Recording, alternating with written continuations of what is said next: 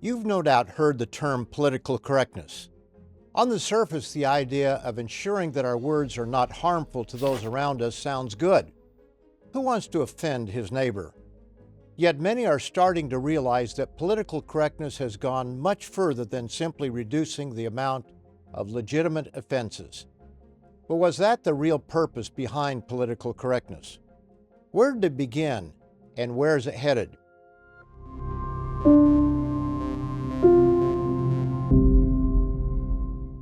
Have you ever considered what's behind this ever-changing language landscape?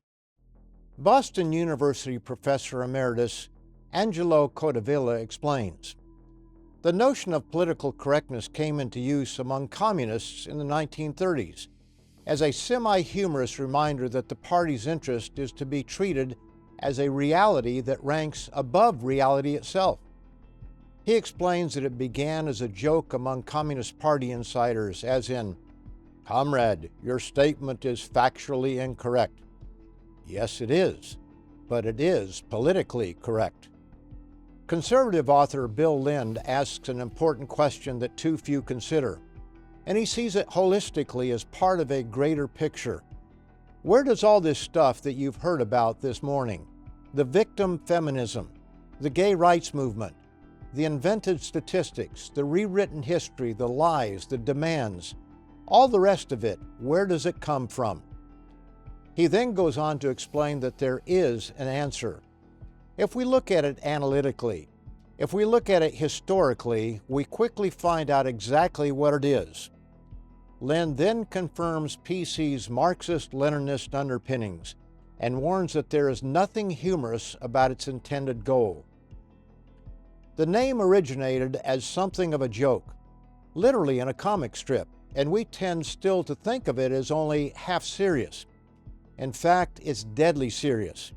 It is the great disease of our century, the disease that has left tens of millions of people dead in Europe, in Russia, in China, indeed around the world. It is the disease of ideology. PC is not funny. PC is deadly serious. It's a mistake to think of political correctness in isolation. It's part of a greater political movement as indicated by Codevilla and Lind. Many in North America think in political terms of liberal, meaning left, and conservative, meaning right.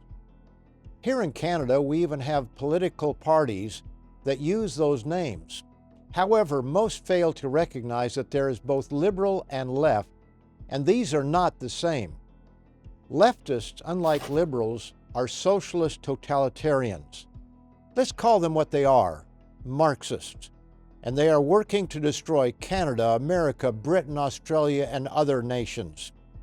It should be obvious to anyone taking an objective view of what is taking place around us that their goal is to tear down Western democratic nations and make them into something very different from their roots. As Bill Lind concluded in his campus report 24 years ago, and this applies to other countries as well as America, he wrote, "In conclusion, America today is in the throes of the greatest and direst transformation in its history. We are becoming an ideological state, a country with an official state ideology enforced by the power of the state. In hate crimes, we now have people serving jail sentences for political thoughts. And the Congress is now moving to expand that category ever further. It's exactly what we have seen happen in Russia, in Germany, in Italy, in China, and now it's coming here. And we don't recognize it because we call it political correctness and laugh it off. My message today is that it's not funny. It's here, it's growing, and it will eventually destroy, as it seeks to destroy everything that we have ever defined as our freedom and our culture. The end game of political correctness is not to help people get along by reducing unnecessary and unintended offenses. The reality of political correctness is that it is an unrelenting tool aimed at transforming the way we think. It's a key component of a relentless attack on normality and morality. In order to defend normalcy and morality, you need to know where they come from. Watch our full-length program, The Judeo-Christian Cultural Impact, by clicking on the link in the description. If you like this video, please like, comment, and subscribe. And for more content like this, please visit our website at tomorrowsworldviewpoint.org.